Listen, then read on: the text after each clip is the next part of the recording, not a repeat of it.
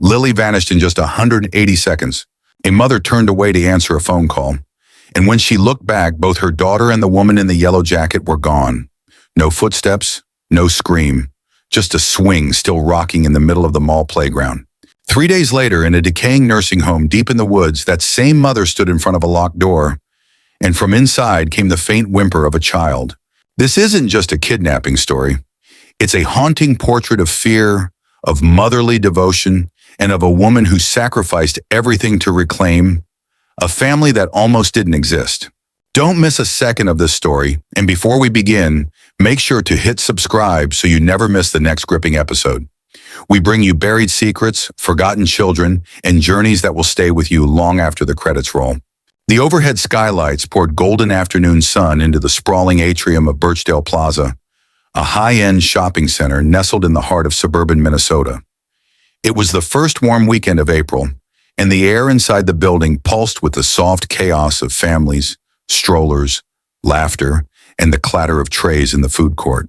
Claire Martin, 33, walked hand in hand with her 3-year-old daughter Lily, weaving through the Saturday crowd with a tote bag swinging gently from her shoulder. Lily's tiny pink sneakers lit up with each step. She wore a denim jacket with embroidered daisies, a ponytail slightly off-center, and that half-peeled Band-Aid on her knee she refused to let go of. Her free hand clutched a half-eaten animal cracker. "Look, Mommy! Rainbow fish!" Lily shouted, yanking Claire's hand toward the decorative fountain in the center of the plaza. The fountain featured a rotating glass sculpture of swirling aquatic animals, tinted by multicolored spotlights that cast soft prisms across the tile. Claire smiled. "Only if they swim by the toy store," she teased. Lily giggled, her cheeks dimpling, and pointed. "Can we go swing again after snacks? The big swing? The one that looks like a spaceship?" "We'll see, sweetheart. Let's eat first," Claire replied, checking her watch. They had plenty of time. No meetings, no deadlines. It was one of the rare days she didn't have to think about the daycare run, billing hours at the dental office, or the mortgage payment she was always a half step behind on. Today was about Lily. She found a table at the edge of the food court, one with a good view of the indoor play area, and guided Lily into her seat. They ordered 2 smoothies and a kid's chicken basket. Lily devoured the fries first, always the fries, swinging her legs under the table with mechanical joy. Claire leaned back in her chair, exhaled, and watched. Across the tiled plaza, a magician was performing by the children's bookstore, pulling scarves from his sleeve while a crowd of toddlers squealed. Nearby, a teenage girl tried on sunglasses in a kiosk mirror while her younger brother rolled his eyes. The whole building hummed with energy, the cadence of normalcy, of families going through the ritual of weekends. Lily finished her chicken bites and turned in her chair. "Can I play now, Mommy? In the soft blocks?" Claire nodded, standing. "Let's go." They made their way to the plaza's indoor play zone, an open area encircled by padded fencing and filled with climbing tubes, foam puzzles, and a miniature jungle gym shaped like a pirate ship. Claire removed Lily's shoes and watched as her daughter bounded into the padded structure, immediately befriending a boy in a dinosaur hoodie. "Lily, stay where I can see you," Claire called. "Okay," Lily shouted back, already halfway up the climbing ramp. Claire sat on one of the nearby benches, scrolling absently through her phone. She replied to a text from her sister in Duluth about Easter plans, deleted a spam email, and was about to check her budgeting app when her phone began to buzz with an unfamiliar number. She almost didn't answer. Then she remembered. Her mother had been scheduled for an MRI that morning. Her stomach dropped. "Hello," she answered, voice taut. "Is this Claire Martin?" The voice on the other end was clipped, professional, an emergency room nurse. "Yes, I'm her daughter. What happened?" "There's been an incident. Your mother collapsed at her apartment. Paramedics brought her in about 20 minutes ago. She's currently being evaluated for a possible stroke. We need to confirm her medical history. Can you speak?" Claire's brain stuttered. She stood moving away from the play area toward a quieter spot beneath a support column. Yes, I'm here. Can you tell me if she's awake? Is she... She's conscious but disoriented. Blood pressure's very high. The attending is running imaging now. Can you confirm if she's on blood thinners or has a history of hypertension?" Claire pressed a hand to her forehead. "She takes low-dose aspirin. She had a minor TIA 2 years ago. No other stroke history that I know of. She has high cholesterol, but I'm not sure about her current medications. They change them often. Understood. Are you her medical proxy? No, she didn't fill that paperwork. Should I come now? Only if you're local. We'll stabilize her and call again with imaging results. Claire nodded slowly, trying to absorb the words, the weight of what might be happening just miles away. Okay, thank you. Please call me the second you know more. She hung up, her ears still ringing with the nurse's tone. Not unkind, but precise, controlled, like she had delivered that kind of news 100 times before. Claire glanced back at the play area. Lily. She scanned the space, expecting to see the little ponytail bobbing by the pirate ship. Instead, she saw nothing. Claire's chest seized. She rushed back toward the bench, eyes darting through the bodies, the slides, the foam stairs. Lily, she called. She didn't see the pink shoes. She didn't see the daisy jacket. Panic began as a whisper in her lungs, then roared forward. She stepped toward the foam gate when a voice behind her said, "She's just over there." Claire turned. A woman in her 40s stood beside the snack kiosk, wearing a bright yellow windbreaker. Her short auburn hair framed a gentle face. She carried a soft leather purse and wore sneakers that looked well used. She wandered toward the swing ride. I told her to stay nearby. Is she yours? Claire blinked. Yes, thank you. Sorry, I got a call from the hospital. No worries, I used to be a nanny. I get it. Kids move fast. The woman chuckled lightly. She said her name was Lily. Such a sweetheart. Claire hesitated. Her instincts weren't sounding any alarm, but the suddenness of it, the fear still spiking in her blood, left her rattled. She came to sit near me, the woman continued, motioning toward a nearby bench. I thought I'd keep an eye on her while you finished your call. Claire looked toward where she pointed. It was less than 10 feet away, visible from where she had stood. Still, she hadn't noticed. Thank you, I didn't mean to. It's okay, the woman said again, her voice low, soothing. You've got enough to think about. Claire smiled, but it was a cracked smile. Yeah, my mom's in the hospital. Stroke, maybe. The woman's face softened. I'm sorry. Claire looked toward the swing carousel. She went that way? The woman nodded. Claire spotted Lily standing in line by the carousel, staring at the blinking lights above the plastic rockets. Relief broke over her in waves. Thank you again, Claire said. I just need to go get her. We should head home soon. Of course. If you ever need someone to help watch her for a few minutes, I'm here all day. I'm just waiting for my niece to finish a birthday party upstairs. Claire gave a grateful smile, turned, and made her way to Lily. But behind her, the woman in yellow watched a moment longer. Then she walked the opposite direction, back toward the food court. She did not have a niece, and she was not here for the birthday party. Claire didn't mean to take long. 3 minutes, maybe 4. Tops. She had returned the nurse's call, gotten what details she could, written them down on the back of a crumpled receipt, and taken a few shallow breaths in an attempt to collect herself. The moment she hung up, she turned and headed straight back toward the carousel, toward Lily. But her daughter wasn't there. Claire's footsteps slowed as her eyes swept the ride's perimeter. The flashing LED rockets continued their slow orbit. A handful of children laughed and clutched the safety bars. Parents watched idly from the fence line. Claire scanned the crowd back and forth. No ponytail, no daisy jacket, no pink light-up sneakers. Her heart missed a beat. She turned in a slow circle, eyes moving faster now. Maybe Lily had gone back toward the play area. Maybe she'd gotten bored, wandered back to the soft blocks. Claire jogged toward the pirate ship, calling out as she went. Lily! No answer. She picked up speed, her voice louder. Lily! The children inside the play zone continued climbing, crawling and giggling. None of them were Lily. Claire ducked her head through the soft gate, shouting again. Lily! Parents turned to look. She backed out, her stomach turning cold. Her phone was slippery in her palm now. She wasn't sure when her hands had started sweating. Maybe during the call. Maybe now. She ran toward the fountain. Nothing. Back to the food court. No sign of the yellow windbreaker. No sign of Lily. She made a full circle around the center plaza in less than a minute, breath coming in sharp bursts. She stopped near the children's bookstore and scanned every inch. No Lily. Excuse me, have you seen a little girl? She's 3, dark hair, wearing a denim jacket with daisies? She asked a woman by the counter. The woman blinked and shook her head. Claire pivoted, asking someone else. And someone else. Nobody had seen her. Nobody saw anything. She was vanishing. The sound of her own blood rushed in Claire's ears.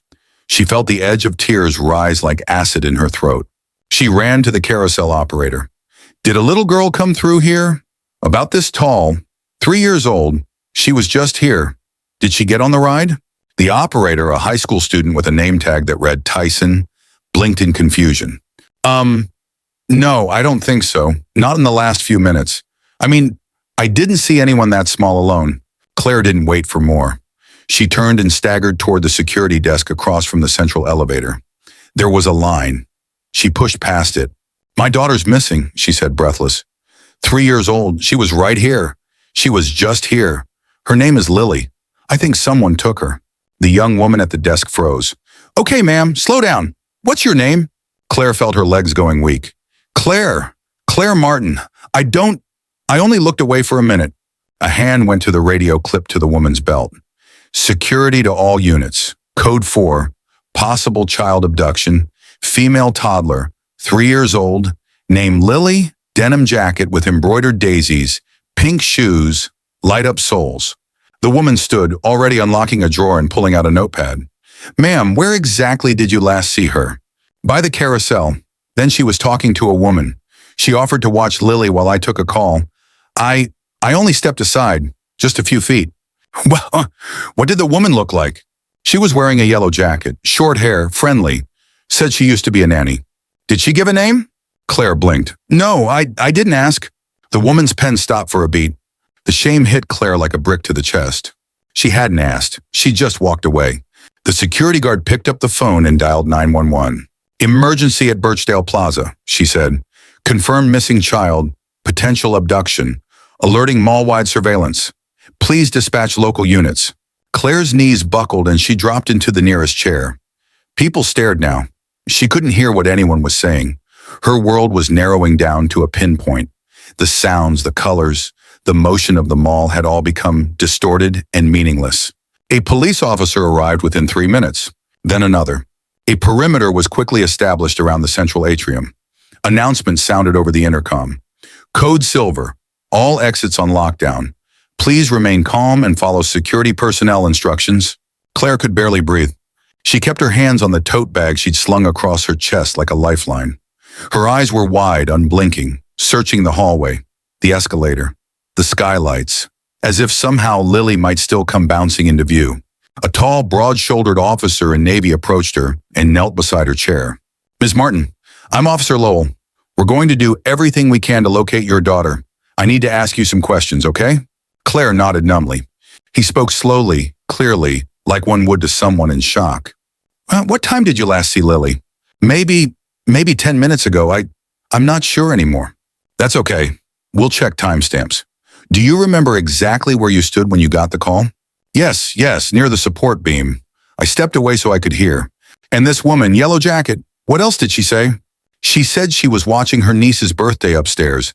She said she used to be a nanny. Claire's voice cracked. She smiled. She looked safe. Lily liked her. Lowell gave a quick nod and gestured toward a plainclothes detective across the room. The man disappeared through a back hallway toward the security camera control room. Claire felt her chest begin to cave in. This wasn't a mix-up. This wasn't her daughter wandering off to the bathroom. This was real. Something primal surged in her. A desperate need to move, to run, to smash glass and overturn tables until Lily was in her arms again. She stood swaying slightly. I need to help. I need to find her.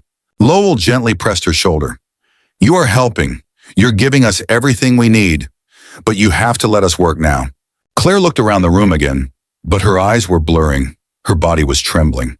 What if she's gone, she whispered. Lowell didn't answer. He didn't have to. The look in his eyes said it all.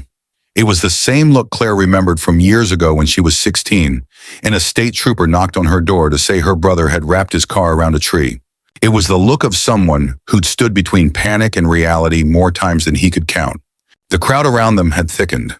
Store managers, customers, police, mall security.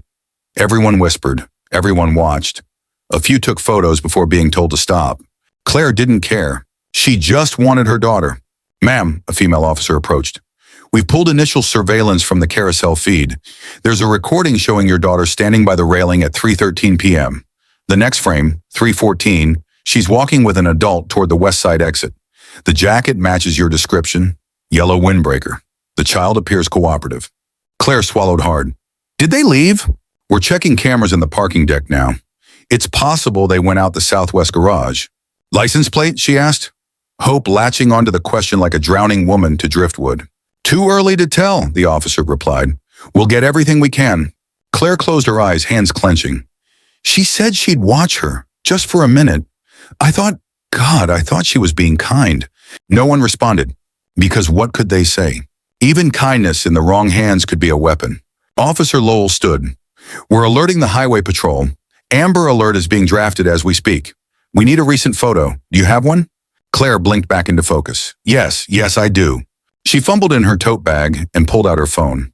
Her hands were shaking too hard to tap the screen. A young officer took it gently and scrolled for her. There, she whispered. The one with the playground slide. That's from this morning. The officer nodded and stepped away, already uploading it. Claire sat down again, curling forward, her elbows on her knees. Her shoulders began to shake. She bit her lips so hard it broke the skin, trying to keep the sobs inside. This couldn't be happening. She'd looked away for 3 minutes. 3 minutes, and her child was gone. The bright, happy sounds of the mall had long faded. In their place was silence, the awful kind, the kind filled with what-ifs and images she couldn't unsee. The windbreaker, the smile, the vanishing. She stared at the tiled floor, her own breath echoing in her ears. If she closed her eyes, she could still feel Lily's tiny hand in hers. But when she opened them again, all she had was the empty space where her daughter should have been, and a silence that might never let her go. The footage was grainy, the kind of low-resolution feed you'd expect from a mall camera that hadn't been upgraded in a decade. Color bled at the edges, movements blurred into a smear if you moved too fast. But it was enough. Claire stood with her arms folded across her chest, staring at the monitor in the mall's security office, her body rigid as a statue.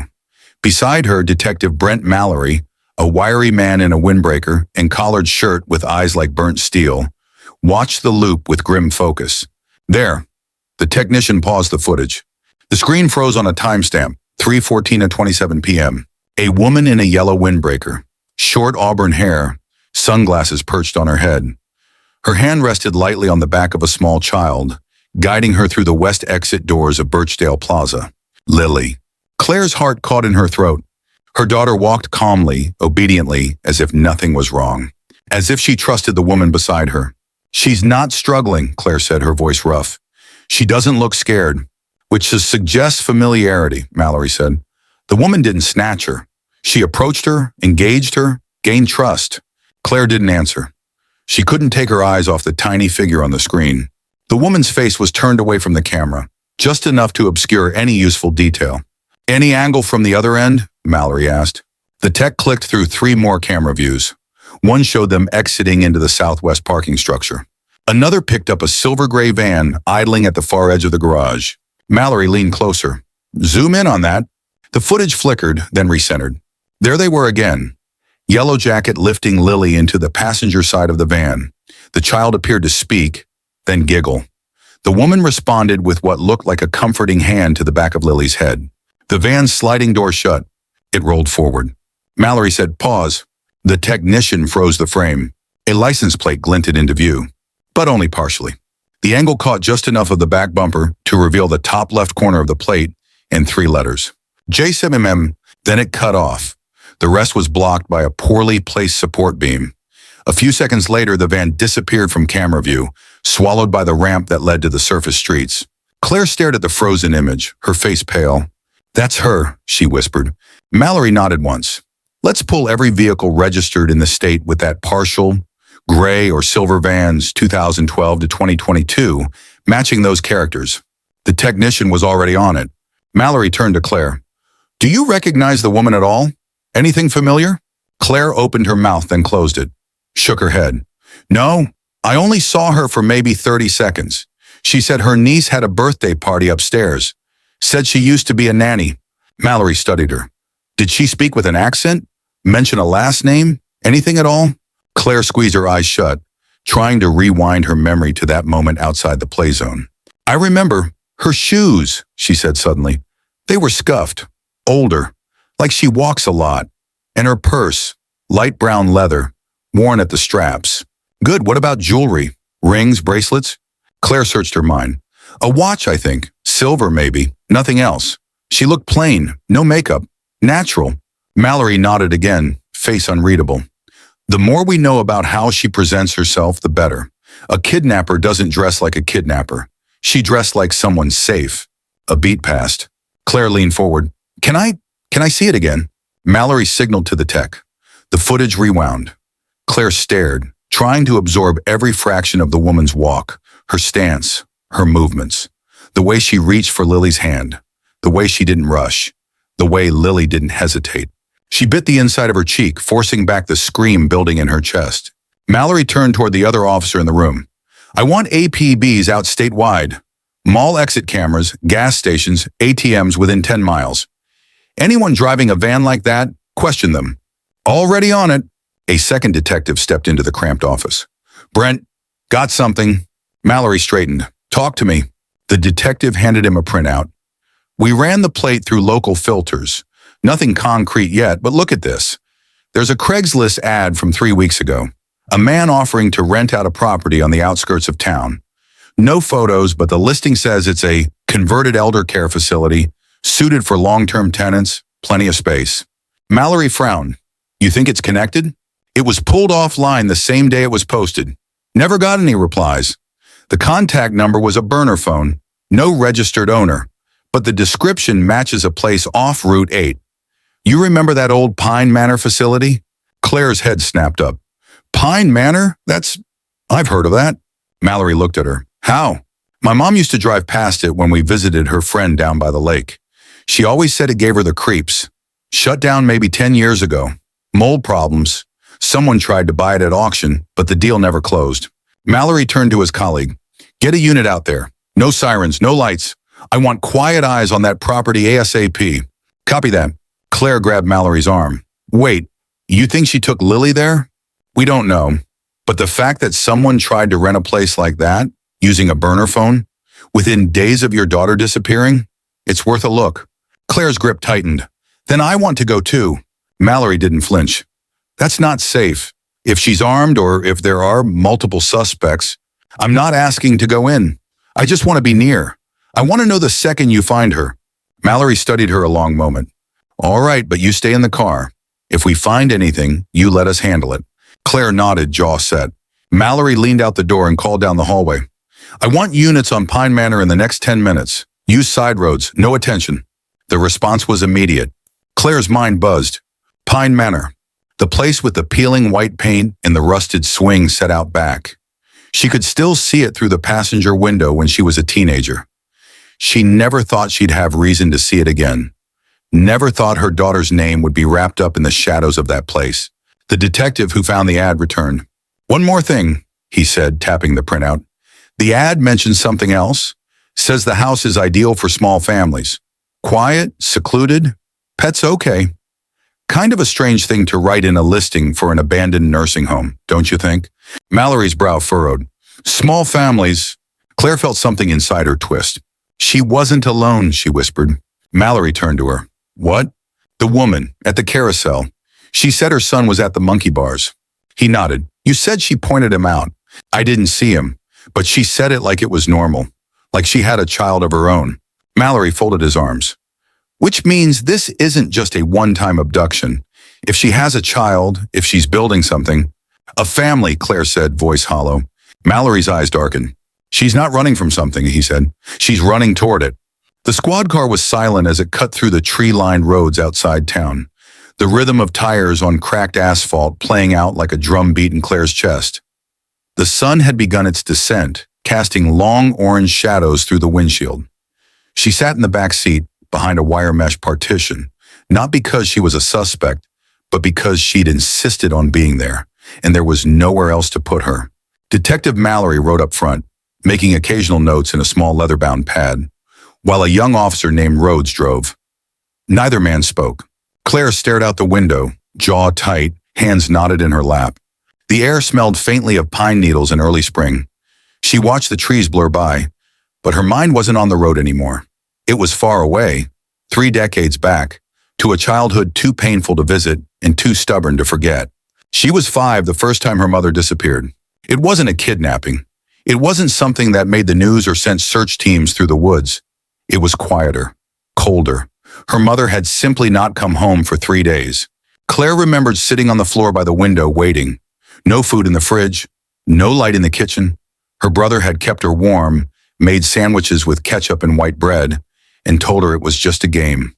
"Pretend we're camping," he said. But it wasn't camping, it was neglect. Her mother came back eventually with excuses that reeked of whiskey and perfume. Claire had learned not to ask questions, not to make noise, not to cry. She never forgot that window. And now, all these years later, she was on the other side of the story. Her daughter missing, taken, and she, Claire, had left her with a stranger. 3 minutes. Just 3 fucking minutes. Her stomach turned. "You okay back there?" Mallory asked, glancing at her in the rearview mirror. She didn't answer right away. When she did, her voice was flat. "No." He nodded once, not pushing. They continued in silence for another mile before Claire spoke again, her words low and fractured. "I was abandoned too, you know, when I was little." Neither man in the front seat turned, but the atmosphere shifted. "Not in a mall, not like this. My mother, she was just gone. A lot. She'd leave for days, sometimes weeks. We had no food, no heat. No one came looking for us." Rhodes said quietly, "I'm sorry." Claire looked out the window again. "I swore I'd never let Lily grow up like that. I built a life, got a degree, paid my bills. I did everything I was supposed to. I never let her see me weak." She shook her head, her voice tightening. "And all it took was 3 minutes for someone to take her." Mallory finally turned around. "This isn't your fault." She laughed bitterly. "Isn't it? You didn't walk away from her. You didn't forget her in a parking lot. You were trying to help your mother." "I made a choice," Claire snapped. "I looked at a woman I didn't know and decided she was safe. I trusted a stranger with my daughter." "You trusted kindness," Mallory said. "That's not a sin." She turned away, lips pressed tight. They drove another 5 minutes in silence, the road narrowing as they climbed a shallow incline flanked by pine trees. The air grew darker, cooler, shadows thickening in the hollows between trunks. Ahead, the roof of an old building jutted through the trees. Pine Manor. It looked worse than Claire remembered. A single-story structure with rotting white siding, a sagging veranda, and windows so clouded with dust they reflected nothing. The hand-painted wooden sign out front was barely legible, the letters faded and warped. Pine Manor Elder Care. Rhodes slowed the car and pulled off the road into a gravel turnout. Another cruiser was already parked near the building, lights off. 2 officers stood outside, speaking in low voices. Mallory got out of the car without a word. Claire followed, pulling her coat tighter against the cold. The scent of old leaves and mildew hung in the air like a warning. She stood at the tree line, staring at the structure. This place was memory. It was every foster home she'd been cycled through. It was every broken promise whispered at bedtime. She didn't want to go near it, but Lily might be inside. She took a step forward. "Ma'am," one of the officers approached, raising a hand. "We're going to need you to wait here." Claire looked past him at the front door of the nursing home. It hung slightly ajar. Someone had forced the lock recently. The wood around the knob splintered and bowed.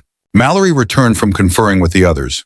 "No movement inside, no signs of heat, but there's a trail in the grass out back. Fresh tire tracks. Someone's been here." "Can you track them?" Claire asked. "We're trying. If it's them, they're already moving again. But this place..." Mallory looked back at the building, his jaw set. This was a stop. Claire felt the familiar crush of helplessness returning. It wrapped around her ribs like iron bands. She looked toward the broken signpost. The porch light still had a bulb in it, though it hadn't worked in years. Wind stirred through the pine boughs, whispering old things she didn't want to remember. "I used to dream about places like this," and she said suddenly.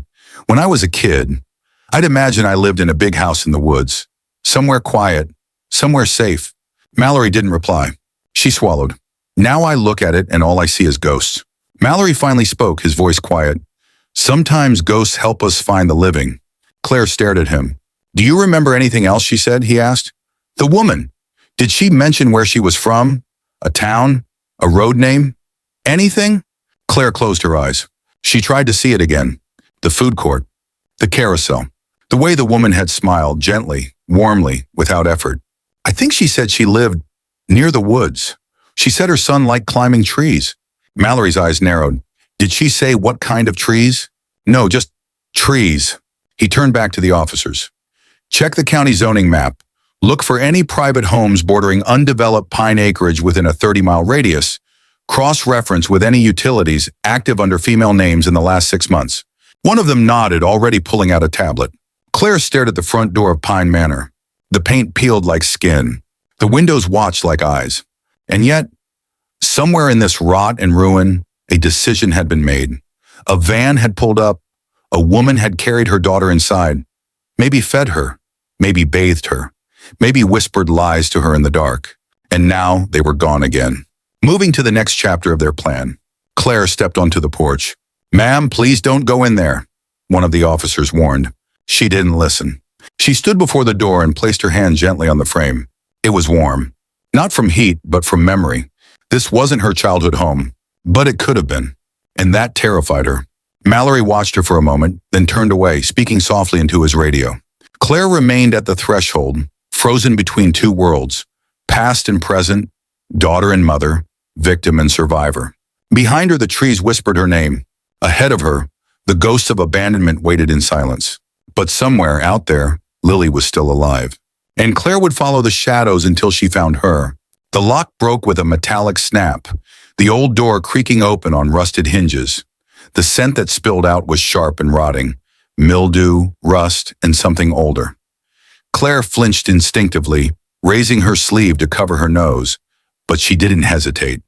She pushed past Detective Mallory and stepped into the darkness of the Pine Manor hallway. Flashlights clicked on. The narrow beam of Mallory's light swept across stained linoleum floors, flaking wallpaper, and remnants of a forgotten life. An overturned wheelchair, a rusted IV stand, a moth-eaten curtain hanging sideways on its rod. The entire place was frozen in time, left behind like an unspoken memory. Rhodes, the young officer, moved quietly behind them, weapon drawn, the barrel low but ready. Claire's breath came in shallow bursts. Her ears were ringing. Somewhere in this place, somewhere in these walls, her daughter might still be alive. "Stay close," Mallory whispered. Claire nodded, gripping the flashlight he'd given her so tightly her knuckles turned white. They moved down the central hallway. A fallen exit sign lay cracked beneath their feet. Door after door lined the corridor, most of them slightly ajar, revealing abandoned rooms filled with broken beds, peeling linoleum, shattered monitors. "This place is a maze," Rhodes muttered. "No power, no floor plan. Great." "Hold up," Mallory said. He'd stopped beside a cracked door marked security. He tested the handle. It didn't budge. Claire leaned in. "You think there's footage? Old building like this might have had its own system. Worth checking." Rhodes stepped forward and kicked. The door gave on the second hit. Inside, dust hung in the air like ash. The room was cramped, walls lined with inactive monitors, filing cabinets, and a desk littered with old patient logs.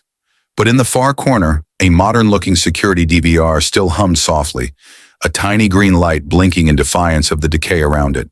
"Well, I'll be damned," Rhodes muttered. Mallory stepped forward. "Get a monitor on." Rhodes rummaged through a bin, pulling out a portable screen, blew the dust off and connected the feed. The screen flickered. Lines danced across the display, then settled into a split view of multiple camera angles. Claire leaned in, her breath caught. Most of the footage was grainy and dark. Long halls, static rooms, empty space. But then, "Stop," she said. Rhodes paused the scrolling feed. Top left corner, hallway cam. A small figure walked past the frame. A child.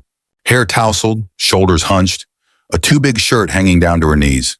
Claire leaned in closer, heart racing. "That's her," she whispered. "That's Lily." Mallory froze. "When was this recorded?" Rhodes checked the timestamp.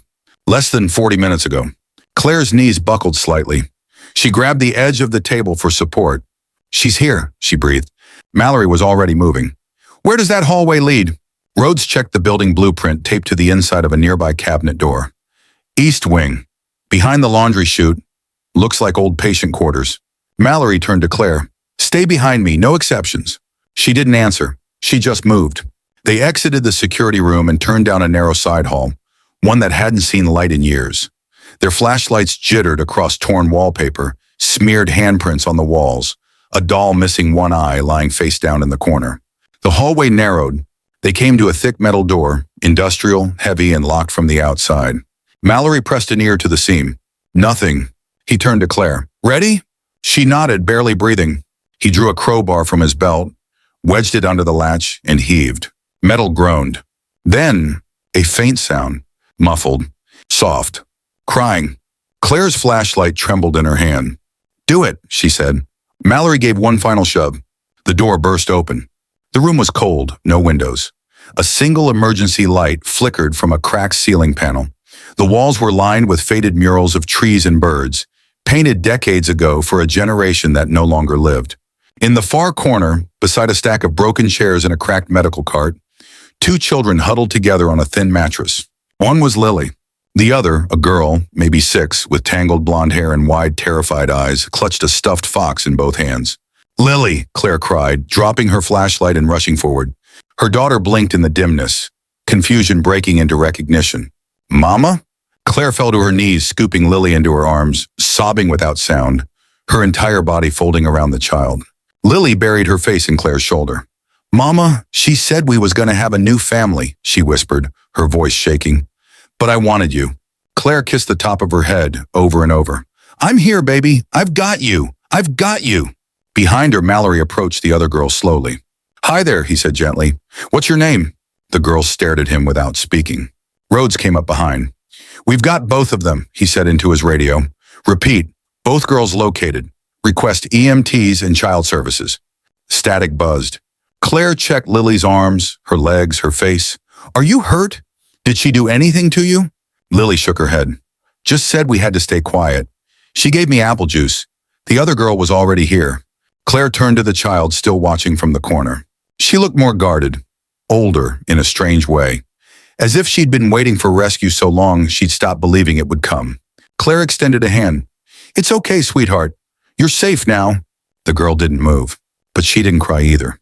Mallory moved through the room, taking quick stock. No food, no light source, 2 small blankets. "This was a holding cell," he muttered.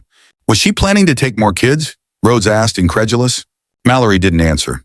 Claire gathered Lily closer, pressing her daughter to her chest like she was trying to reabsorb her into her own skin. Outside, the first glint of sirens appeared through the trees. Backup had arrived. Claire barely had time to catch her breath. Outside the room where she'd found Lily and the other child, the officers moved quickly, coordinating with incoming backup. Mallory stepped out to direct the search of the premises.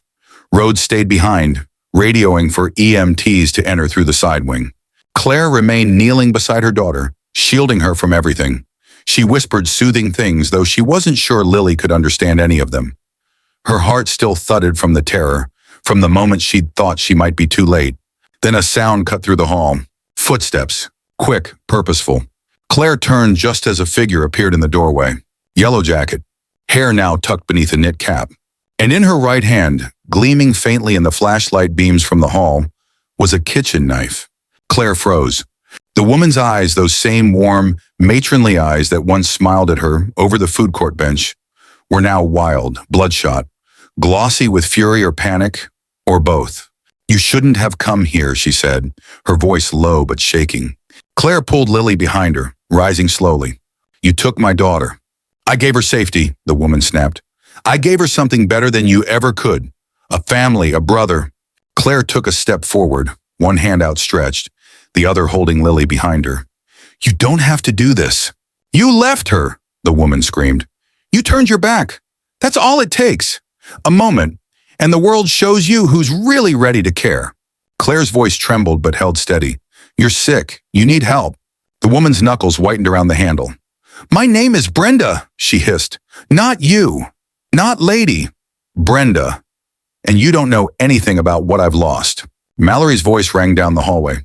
"We've got movement in the West Wing. Secure the exits." Brenda flinched. She took a step into the room. Claire mirrored her movement, positioning herself fully in front of Lily. "Tyler needed a sister," Brenda said. "He needed someone who'd stay, someone who wouldn't leave him the way his father did. And she, your daughter, she fit." "She's not a puzzle piece," Claire said. "She's not a prop. She's my child."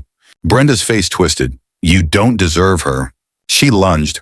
Claire reacted instinctively, grabbing a broken chair leg near the mattress. She swung it up, just in time to block the downward arc of the knife. The sound was a sharp clang, metal on wood. Brenda pushed her weight forward, screaming. Claire stumbled back, catching herself against the wall. The knife flashed again. Lily screamed. Rhodes burst through the doorway, weapon raised. "Drop it!" Brenda pivoted, quick as a cat, grabbed Lily's wrist with one hand, and pressed the knife to her own neck with the other. "No closer," she barked. "I'll do it, I swear to God." Claire felt her whole body lock. "Please," she said, stepping forward slowly, hands up. "You don't want to hurt her?" "I'm not going to," Brenda said. Her voice broke. "I'm not going to hurt her, but I won't let you take her from me either." Rhodes' voice was low, calm, precise. "Brenda, put the knife down. We're not here to hurt you. Just let the girl go." Brenda's eyes darted between them. She looked trapped, like an animal in a snare. Claire took a breath, then another. "She reminds you of someone, doesn't she?" Claire said quietly. "Someone you lost." Brenda didn't answer. "She's not them," Claire continued. "She's not your second chance. She's a child, and she's scared." Brenda blinked rapidly. Claire inched forward. "She'll remember this moment forever," Claire said. "But you get to choose what she remembers. Is it your kindness or your knife?" Brenda's arm faltered slightly. Lily whimpered, trying to twist away. Claire took one more step. "Let her go." Brenda's hand trembled. Then, like a string finally snapping, she released Lily. Claire snatched her daughter into her arms, pulling her back with a sob. Brenda turned the knife on herself. Rhodes shouted, "No!" But Claire was faster. She tackled Brenda from behind, grabbing her arm mid-swing. The two women crashed to the ground, the knife skidding across the floor. They struggled, Claire pinning Brenda's wrist, Brenda thrashing beneath her, screaming. Rhodes leapt in, yanking Brenda back and pinning her arms. The fight went out of her in seconds. Brenda collapsed, gasping. "I just wanted a family." Claire sat back against the wall, her chest heaving. Lily rushed into her lap. The moment snapped into stillness. Mallory appeared in the doorway seconds later. He took one look at the scene, Rhodes restraining Brenda. Claire curled protectively around Lily and spoke into his radio. "Suspect in custody. Both children safe. Medical support requested now." Brenda didn't fight. She didn't speak again. She just cried. Low, broken sobs that echoed off the peeling walls. Claire looked at her. For a moment something flickered. Pity, maybe. Or rage that hadn't yet found its shape. She didn't know what she felt. Only that she was holding her daughter, and her daughter was alive. That was enough, for now. The sky had turned pale blue-gray by the time Brenda was led outside in handcuffs. The pine trees around the abandoned nursing home swayed in the wind, whispering above the quiet hum of emergency lights. Officers moved with grim efficiency, securing evidence, photographing the interior, and collecting what remained of a shattered plan for a stolen family. Claire stood a few feet from the cruiser, her arms wrapped tightly around Lily, whose sobs had quieted to trembling hiccups. She hadn't let go once. Not during the medical check, not during the questioning, not even when her legs began to shake from exhaustion. She held her child as if letting go might allow the darkness to take her back. Brenda stumbled as she was guided down the cracked stone steps. Her wrists were cuffed tightly behind her back, and her face was streaked with dried tears. She didn't struggle now. She didn't speak. But her eyes searched the crowd, and then they found him. Tyler. The boy stood at the edge of the police line, wrapped in a scratchy gray blanket, his small body dwarfed by the paramedic's jacket draped over his shoulders. His stuffed fox was clutched in both hands, ears chewed down to ragged felt. "Mom?" His voice was small, cracked. Brenda's mouth opened. Her voice, when it came, was strained.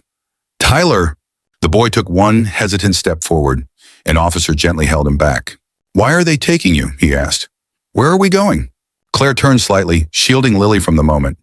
The girl had finally stopped crying but clung tightly to Claire's sweater, her fingers fisted in the fabric. Mallory moved toward Tyler and crouched beside him.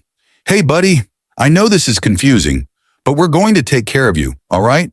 Tyler didn't nod, didn't speak. He just stared at his mother, eyes wide, unable to make sense of what was happening. The image of her in handcuffs didn't match the bedtime stories, didn't match the pancakes, didn't match the woman who promised that they'd be a family. Brenda tried to take a step, but the officers pulled her back. "Please," she said, "let me say goodbye."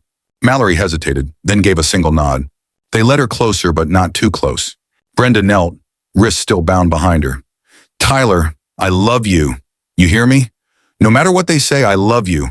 I just wanted—" "You said Lily was my sister," he said. Brenda's face broke. She was going to be. She was going to—" "You lied." The boy's voice was flat. Claire looked at him then. Really looked. at the hollowness in his eyes, the way he shrank back, not in fear, but in confusion. Like a boy slowly realizing that everything safe had been built on sand. "Take her," Mallory said quietly. They pulled Brenda back. She didn't resist. Tyler watched the cruiser door close behind her. Claire walked over slowly, Lily still in her arms. The paramedic approached them, a kind-looking woman with calm hands and a voice like cool water. "She's okay," she said to Claire. "No bruises, no signs of harm. Dehydrated, scared, but physically unharmed." Claire nodded, her throat too tight to speak. "She should be seen at the hospital just in case," the medic added. "We'll arrange transport." Mallory joined them. "We'll drive you. I already called ahead. They'll take you both in immediately. Officers will stay on site." Claire nodded again. Lily looked up, eyes red. "Are we going home now?" "Soon, baby," Claire whispered. "Soon." A second paramedic approached with a clipboard. "We'll need to log the children into the protective custody system, at least temporarily. Tyler doesn't have any family listed. No father on record. No living grandparents. We'll take him into temporary placement for now." Claire looked past the clipboard, at the boy sitting on the back of the ambulance. He hadn't moved, just held his fox to his chest like it could answer the questions no one else could. "Will he be okay?" she asked quietly. The paramedic gave a tired smile. "We'll do our best, but he's going to need a place soon. The foster network's overloaded. Again." Tyler's legs swung slightly beneath the blanket. His socks were mismatched. One blue, one green. Claire felt something shift in her chest. A kind of ache. Not pity, not exactly. More like recognition. She walked over. "Hi, Tyler," she said. He didn't look up. "I'm Claire, Lily's mom." He nodded, still staring at the gravel. "I just wanted to thank you," she said softly, "for keeping her safe. She told me you gave her juice. Helped her when she was scared." Tyler shrugged. "She was little." Claire crouched beside him. "You're not that big yourself." He didn't smile, but he looked at her then. "I thought we were going to be a family." Claire nodded slowly. "I know. She said I'd have a sister, that she'd stay."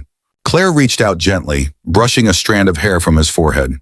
"Lily's already talking about you. Said you weren't mean, that you made her laugh. That's not something she forgets." Tyler swallowed hard. "Will I go to jail too?" Claire's eyes stung. "No, sweetheart. No, you didn't do anything wrong." He looked away.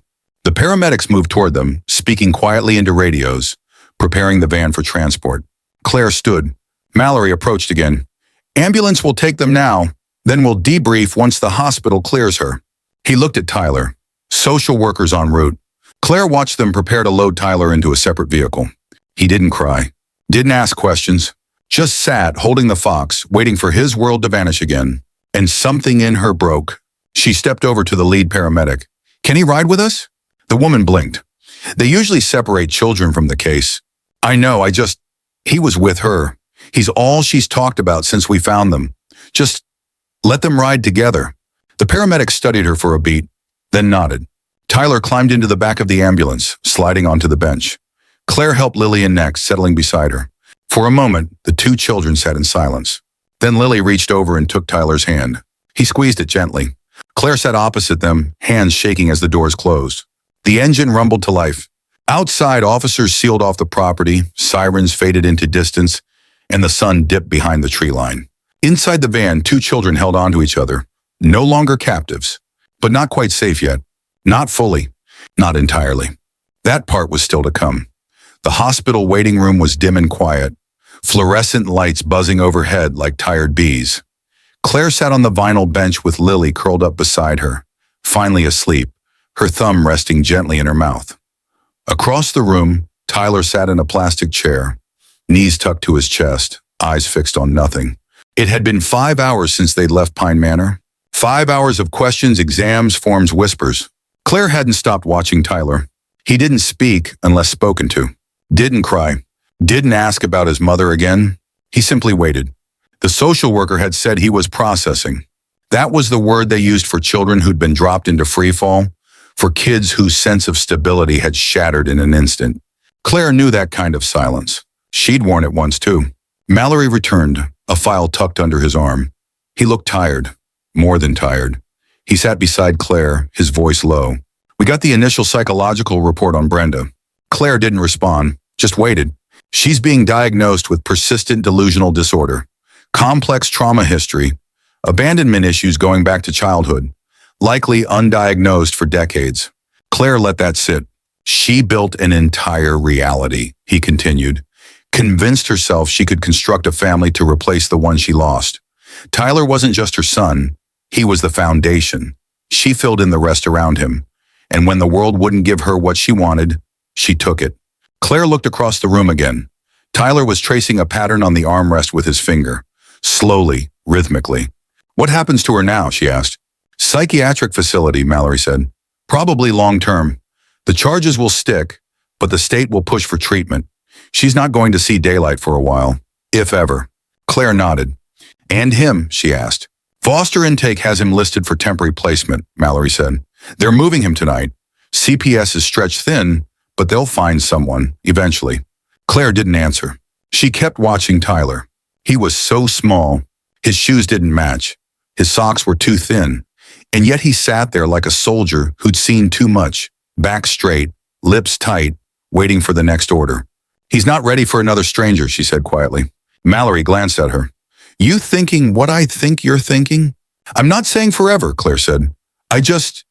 He shouldn't be in a stranger's home tonight. Not after what happened. Not after everything. You sure about that? Mallory asked. It's not easy, and Lily... Claire nodded. I know, but they've already built something, a thread. He protected her when I couldn't. That matters. Mallory didn't argue, just gave her a long look. You'll need to file a motion for emergency guardianship, he said. CPS will need to run your background. Again, home visit, interview, it won't happen overnight. But it can start tonight, she said. He gave a slow nod. I'll get the forms. Claire stood and walked over to Tyler. He didn't look up. She knelt beside his chair. Hey, she said softly, you warm enough? He shrugged. She looked at the stuffed fox in his lap. One ear had torn clean off. You did a good job today, she said. You were brave, for Lily and for yourself. He said nothing. Claire took a slow breath. I don't know what's going to happen yet, she said, but I talked to the police and the social workers. I told them I'd like to have you stay with us, at least for a little while, just until things settle. He looked at her then, not with hope, not yet, but with something close to recognition. You mean live with you? Just for now, she said, until we know what's next. He looked past her at Lily sleeping on the bench, then down at the fox. What about my mom? Claire hesitated. She's sick, Tyler. She needs help. Doctors are going to work with her, but she won't be home for a while, and you need a place that feels safe, somewhere you can rest. Be a kid again. He didn't speak, but he nodded. Once. Claire reached for his hand. He let her take it. The social worker returned with a clipboard, and Claire signed everything without hesitation. Mallory made calls. Forms were scanned and filed. The process had begun. 2 hours later, just past midnight, Claire's car pulled into her driveway. She carried Lily in her arms. Tyler followed close behind, his backpack half-zipped. The fox clutched tightly in one hand. The house was warm, lit with soft lamp glow. Familiar. Safe, Sir Mime. Claire tucked Lily into her bed first, brushing hair from her face and pressing a kiss to her forehead. The girl stirred, then rolled into the blankets. She turned to find Tyler standing in the hallway, unsure of where to go. Claire nodded to the guest room. He stepped inside. The room was simple. A twin bed, a bookshelf, a lamp with a worn pull chain. Claire had slept there herself for a year after the divorce, when she couldn't stand the sound of the master bedroom silence. Now it belonged to someone else. Tyler placed his fox on the pillow and sat on the edge of the bed. Claire lingered at the door. Do you want the nightlight on? He nodded. She flicked it on. The small owl-shaped bulb glowed amber from the socket. She started to leave, but he stopped her. Claire? She turned. Do I have to call you anything? She smiled. You can call me whatever makes you feel okay. He thought for a moment, then nodded again. She closed the door behind her, and for the first time in days, silence filled the house. Not the hollow, aching kind, but the kind that comes just before healing begins. The kettle whistled softly in the kitchen. Claire turned off the stove and poured hot water into a chipped white mug. A tea bag danced gently inside, the string trailing over the rim like a lifeline. Outside the window, the backyard was coated in a thin sheen of frost, the grass silver and unmoving under the morning sun. Behind her, tiny feet padded across the floor. Mama, Lily said, dragging her blanket behind her like a cape. Tyler's still sleepy. Claire crouched down and kissed her forehead. That's okay, sweetheart. He's still getting used to things. Lily nodded solemnly as if she understood. It had been 17 days since Tyler came home with them. 17 days of silence and soft introductions. 17 days of quiet breakfasts, hushed bedtimes, and learning to breathe in the same house. The house felt different now, less like a museum of Claire's regrets, and more like something living, reshaping itself around new laughter and new fears. Tyler hadn't spoken much those first few days. He ate what she gave him, slept when told, bathed, changed, followed directions like muscle memory. But his eyes stayed guarded, watchful, a child waiting for someone to take it all away again. Claire didn't press. She didn't ask him to call her anything. She didn't talk about Brenda. She just let him be. And slowly things shifted. The first time he laughed, it startled all three of them. It was a quiet afternoon. Lily had pulled out her box of wooden alphabet letters and scattered them across the living room floor. She was trying to build the word fish, but had somehow spelled Schiff. "You messed it up," she giggled, poking Tyler in the ribs. Tyler stared at the letters. "No, you messed it up." Claire had looked over from the kitchen, holding her breath. Tyler picked up the F and moved it to the front. "Like this." Lily squinted. "How do you know?" "Irdekulorm, because I watched it on Bluey." Then he grinned. "Just a flicker." But it stayed. Claire didn't say anything. She just turned back to her chopping board, hands trembling over the carrots. She didn't want to scare it away. That night, she found Tyler asleep on the living room couch, the wooden F still in his hand. Now, over 2 weeks later, the changes were small but steady. He came to the table without prompting. He laughed when Lily made up nonsense songs. He let Claire check his homework, even when he pretended to hate it. And every night, she found his fox tucked under the same arm, the fabric slowly mending with new stitches. Claire sat on the porch that afternoon, blanket wrapped around her shoulders, the cold seeping gently into the soles of her feet. Tyler and Lily were in the backyard, crouched near the old oak tree, surrounded by crayons and paper. "She's teaching him letters now," Mallory had said with a smile over the phone a few days ago. "Who's the big sibling again?" Claire watched them. Lily held up a piece of paper triumphantly, a large T scrawled across it in purple marker. Tyler rolled his eyes and held up a Y. He was still shy, still quiet, but his posture had changed. He no longer curled into himself, no longer sat with his back to the wall. Lily clapped like she'd just seen magic. "Now do well for Lily!" Tyler paused, then began drawing, tongue sticking out in concentration. Claire smiled, then reached for the notebook beside her. It was worn, pages creased, margins filled with tiny scribbles. Her own handwriting curved across the top line. "What I can control." It was a mantra she'd started writing after the divorce, a way to survive the noise. She flipped to a blank page and began again. "Today," Lily said. Tyler smiled in his sleep. "He asked for pancakes instead of cereal. He asked me, not just Lily. He called this house home." She paused, then added, "He's still scared, but now he's scared with us." The front door creaked open. Claire looked up. Tyler stood there, cheeks flushed from the cold. "Lily says she's hungry." Claire set the notebook aside. "I'll make grilled cheese. Want to help?" He hesitated, then nodded. In the kitchen, Claire pulled out the bread and cheese.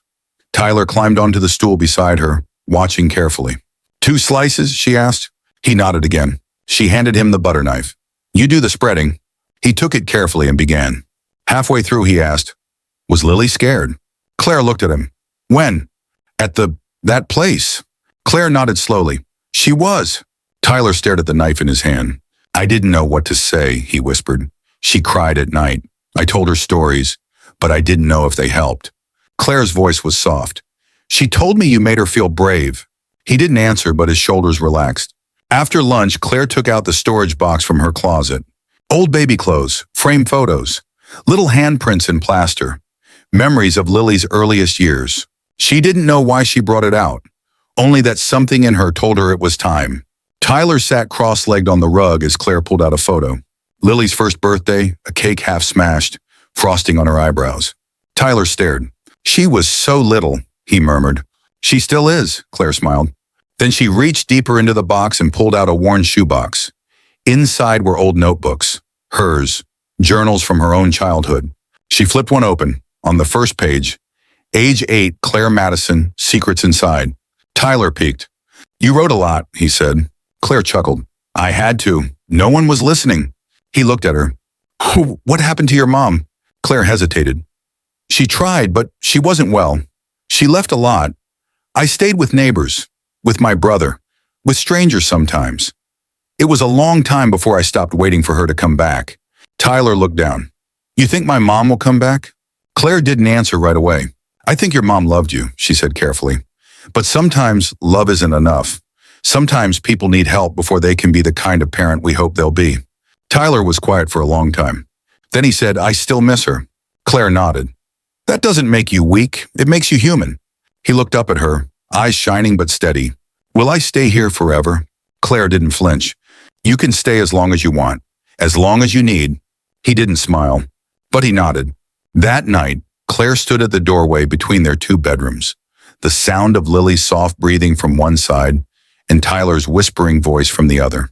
He was reading aloud from a children's book, stumbling over words, then correcting himself. She heard Lily giggle.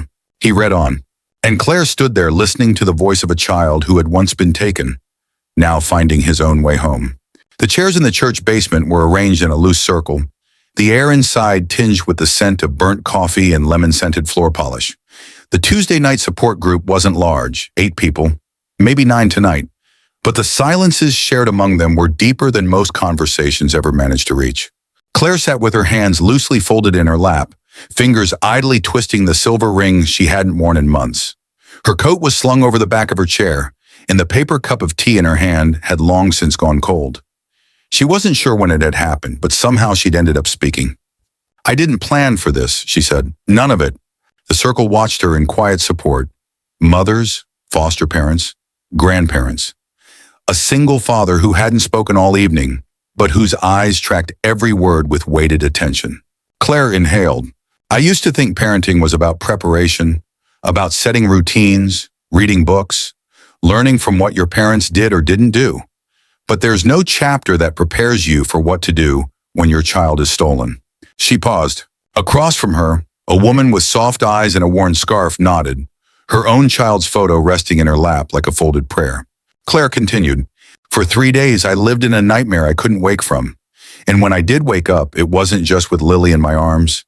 It was with another child, one I hadn't carried, hadn't planned for, but who had stood in front of her when I couldn't, who had given her juice when she was thirsty and told her stories when I wasn't there to hold her.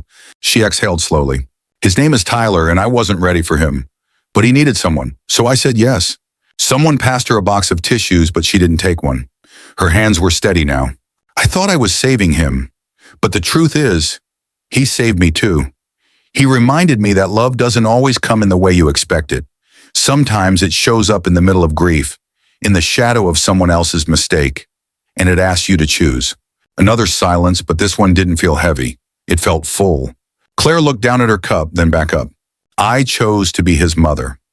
Not because I had to, but because he matters. Just as much as the child who grew inside me. And if I've learned anything, it's that you don't need biology to be a family. You just need presence and choice and the will to stay. There was a long pause. Then the man across from her, the quiet one, spoke, his voice gravelly. Sounds like you're already the kind of mom we're all trying to be. Claire offered a faint smile. I'm trying. And in that room, for the first time in a long while, trying was more than enough. Back home, the hallway was still, the quiet kind that lives between story time and dreaming. The clock ticked gently in the living room. The hum of the dishwasher whispered through the walls. In the children's room, Claire peeked in without turning on the light. Lily was curled against her pillow, hair wild, mouth slightly open in sleep. Her arm was flung across the tiny stuffed dog she now carried everywhere. Tyler's bed was neat, the blanket only slightly tossed. He always lay still when he slept, as if any movement might wake the past. But tonight there was something different on his nightstand, a sheet of drawing paper. Claire stepped closer.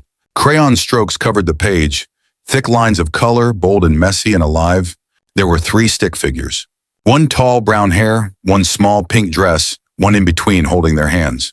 Above them, a bright yellow sun shone, its rays touching every corner of the paper. She smiled. A simple title was scrawled across the bottom in crooked, earnest letters. My New Family. Her throat caught. She turned to the doorway. Tyler stood there, pajama shirt twisted, feet bare. I forgot to show you, he whispered. She knelt. You drew this? He nodded. Claire traced a finger along the sun. Is that Lily? Yeah. And this is you? He nodded again. She looked at the third figure. And this one? He looked down, then up. That's you. Claire opened her arms and Tyler stepped into them. No hesitation. No fear. Just the quiet surrender of a child who had learned what it meant to be safe. She held him there for a long moment, then tucked him back into bed, careful not to bend the drawing. As she turned to go, he asked, Will we always be like this? She paused, then turned back. We'll always be us, she said, and whatever that means, we'll figure it out together. He nodded, content with that truth. She kissed his forehead, pulled the blanket up under his chin, then clicked the small owl nightlight on. Its soft amber glow filled the corners of the room, casting warm shadows on the walls. She stepped into the hallway, paused, and gently closed the door behind her. The light slipped out beneath the frame like a quiet promise, a reminder that no matter how broken the beginning, there could still be peace in the end. The rain fell gently that night, not in sheets or storms, but in soft rhythms against the windows. A lullaby only old houses could hear. The living room glowed with the warmth of amber light, the fireplace humming low, its orange flickers dancing across the hardwood floor. Claire sat cross-legged on the couch, her back propped against a cushion, a spiral-bound journal resting in her lap. She held a pen in one hand, the other resting over a wool blanket that covered both Lily and Tyler, one curled on her left, the other on her right, their heads tucked beneath her arms. They'd asked for one more story, just one, but they hadn't made it through the second page. Claire looked down at the page she'd been writing, her handwriting neat but slow, like the words were coming from somewhere deeper than thought. She wrote, I lost my daughter for 3 minutes, and in 3 days I found a family. She paused. The pen hovered, then pressed again. It didn't come the way I expected, not in safety, not in comfort, but in fear, in a broken place I never wanted to visit, and in the eyes of a boy I didn't know I'd love. Claire exhaled, blinked away the sting behind her eyes. Outside, the streetlight flickered once, then held steady. She continued, I used to think love was a thing that grew slowly, with roots and planning and time, but sometimes it arrives like a storm, unwelcome, unexpected, and then stays like a sunrise. Warm, quiet, familiar. She looked at the 2 sleeping children beside her. Lily's fingers were still curled in the edge of her cardigan. Tyler's head rested on her shoulder, a corner of his drawing peeking from his hoodie pocket. Claire set the journal aside. She reached for the book, The Little House by the Sea, their newest favorite, and gently closed it. The pages still smelled like ink and wood. She placed it on the table, next to 2 glasses of half-drunk milk and a plate of untouched apple slices. She didn't want to move. Didn't want to disturb the rare stillness that wrapped around them like another blanket. But the fire was starting to fade, and there were beds to return to. Gently, slowly, she shifted. Lily murmured but didn't wake. Tyler let out a soft breath but didn't stir. Claire stood and lifted Lily first, carrying her like she'd done since she was a baby. One arm under her knees, the other under her back. She placed her gently into bed, tucking the stuffed dog under her arm. Then she returned for Tyler. He was heavier, but she didn't mind. His arms instinctively curled around her neck, head resting on her shoulder, his breath warm against her skin. She laid him down beside the crayon sketch family he'd taped to his wall. The sun, the 3 figures, their names written beneath each one. He'd added a 4th star above them last week. She hadn't asked why. She didn't need to. Back in the hallway, Claire paused outside their doors, listening. The house was quiet, but not empty. She walked to the kitchen, poured out the milk, washed the dishes, wiped the counter clean. Her movements were slow, deliberate, as if honoring the rhythm of something sacred. Then, with her tea reheated and the journal back in her lap, she sat once more. This time she wrote without pausing. Family is not made of blood. It is made of moments, of stories whispered before sleep, of hands held after nightmares, of the decision to stay over and over again. She underlined the next line. Family is love with its sleeves rolled up. The final words came softer than the rest, like a confession only she could make. I was not whole before this. Not broken, but not whole. And now, in this tiny house with mismatched socks and crayon-drawn suns on the fridge, I am something else entirely. I am the kind of mother who chooses. Claire set the pen down. She closed the journal. She stared at the fire for a long time. letting the warmth of her words settle into the bones of the room. And then she whispered to no one and to everyone, "We're home.